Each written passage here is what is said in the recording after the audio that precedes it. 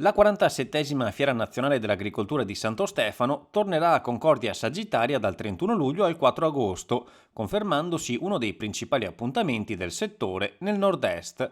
La manifestazione, riconosciuta a livello nazionale dal 2022, richiamerà un centinaio di espositori e migliaia di visitatori su oltre 40.000 metri quadri di area espositiva, tra agricoltura, tecnologia, tradizioni, cultura e prodotti del territorio. La comunità di Concordia sente molto questa fiera, tutte le attività che si andranno a fare servono appunto per mantenere viva la comunità e il rapporto fra le varie realtà della nostra comunità. Abbiamo tutti gli spazi esauriti con le richieste degli espositori e quindi è un buon segno perché vuol dire che la Fiera Nazionale di Concordia Sagittaria prende sempre più piede. Al centro dell'edizione di quest'anno ci saranno le sfide che il settore sta affrontando, dall'aumento dei costi di produzione ai cambiamenti climatici. Con l'assessore regionale Dario Bond cercheremo un po' di capire questi prezzi che sono estremamente aumentati, si parla di rincari importanti dal 50 al 100%, di mercati che purtroppo non crescono.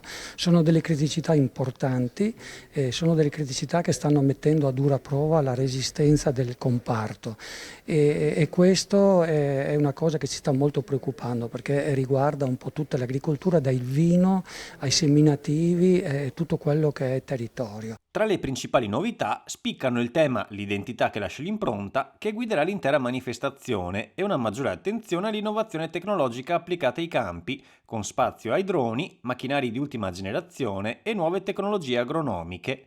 Il programma proporrà inoltre iniziative dedicate ai giovani agricoltori, approfondimenti sulle tecnologie di evoluzione assistita, rievocazioni storiche legate alla Serenissima, visite guidate, degustazioni e una serata conclusiva dedicata alle eccellenze del Veneto orientale, con le Proloco e il Consorzio Vini Venezia.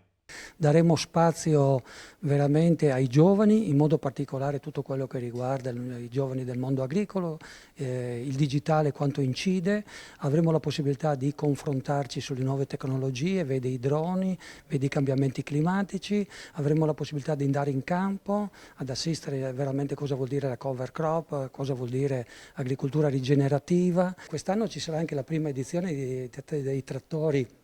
degli anni 70, avremo la festa da Poenta che ci ricorda le nostre tradizioni, le nostre origini e soprattutto cosa veramente il territorio può offrire.